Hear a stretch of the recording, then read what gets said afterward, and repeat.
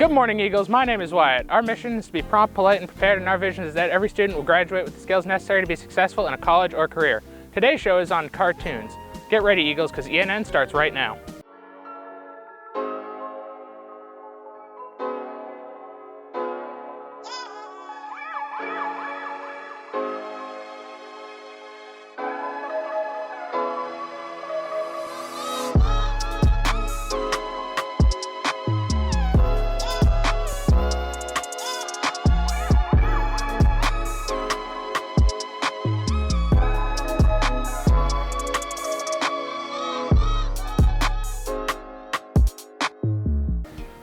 Before we get into the show, let's see what's going on here around GJ.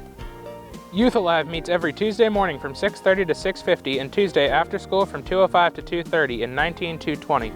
Students, if you signed up to be considered for the 2021-2022 yearbook staff, you should have received a Google Form application to your school email. This application must include 2 teacher references, only complete applications will be considered, and all documents must be received by midnight on Friday, April 23rd. Students looking for job opportunities. We have several employers who have contacted us looking to hire. These include Chick-fil-A, Jason's Deli, Aloha Tanning, and McDonald's. Youth in Government is meeting after school on Mondays in Miss Bork's room 19213. Saga will meet after school on Mondays and Thursdays. One of the most important parts of cartoons is the movie side of things. I hear Ryan's going to be going over some of the most famous animated movies in history. Let's go to him. Animated movies have been a Western cultural staple since Snow White and the Seven Dwarfs was made in 1937 by Walt Disney Studios. Hey guys, I'm Ryan Franklin, and today we'll be talking about animated movies. The Jungle Book is famous because it is the last Disney animation movie that Walt Disney himself played an active role in. However, he died in 1966 before the movie's release. After the death of Disney, the animation department fell into disarray and entered what is known as the Dark Age of Disney's. The Little Mermaid grosses $288 million and not only saved Disney animation, but also gave rise to the Disney Renaissance. The Renaissance was a span of 10 years, starting with The Little Mermaid in 1989 and ending with Tarzan in 1999. These movies were very different from those of the Dark Age and included many classics like Beauty and the Beast, Mulan, Lion King. Not only was The Lion King the peak of the Renaissance, coming out in 1994, but it was also the last film to be shaded solely by hand through cel shading. The next big animation breakthrough would come in 1995 with the release of Pixar's Toy Story. Toy Story is one of the greatest animated movies of all time just because of how revolutionary it was to the industry.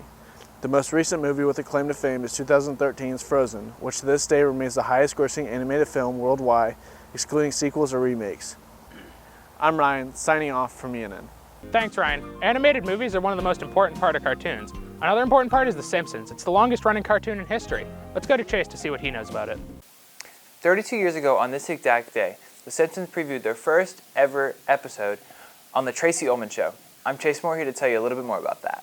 Before The Simpsons was its own TV show, it was a series of shorts and skits featured on The Tracey Ullman Show. Eventually, the movie 20th Century Fox would pick up the rights to the program and begin airing it as a TV show on December 17, 1999. In 1992, after the show had garnered extreme fame and popularity, Tracey Ullman, the original host of the show on which The Simpsons began, filed a lawsuit against Fox claiming that her show is what gave The Simpsons all its popularity. However, the case was dismissed. Many people think The Simpsons is one of the most influential cartoons in history. Not only is The Simpsons the longest running animated TV show in history, but several experts have claimed its legacy as reaching that of things like Shakespeare and the Bible, to where it'll be a cultural icon for generations to come. Adding to this, the main character, Homer Simpson, has the catchphrase "dough," and it just was entered into the Oxford English Dictionary. Also, The Simpsons is famous for its prediction of future events. Most recently, the election of Donald Trump as President of the United States, which The Simpsons put into an episode before Trump had even announced his candidacy in the 2016 election. As you can see, The Simpsons has a lot to offer, from books, TV shows, and even movies. Hope you can enjoy it one day. I'm Chase Moore, signing off from ENN. Thanks, Chase. The Simpsons is an integral part of animation history. Of course, all of us didn't really grow up with The Simpsons. We had other cartoons in our childhood. Let's go to Sam to see about some of them. Cartoons have been around for seems ages now. But how well do we know the history of some of our favorite cartoons? Well, today I'm going to be talking about SpongeBob and Tom and Jerry. I'm Sam, ENN. One show almost everyone knows about is SpongeBob SquarePants. It is about a young sponge that works at a hamburger place and has adventures with his pals. The creator of the show, Steven Hillenburg, was very interested and decided to make a show based on the sea. It aired on May 1st in 1999 and since then has produced $13 billion in revenue for the franchise.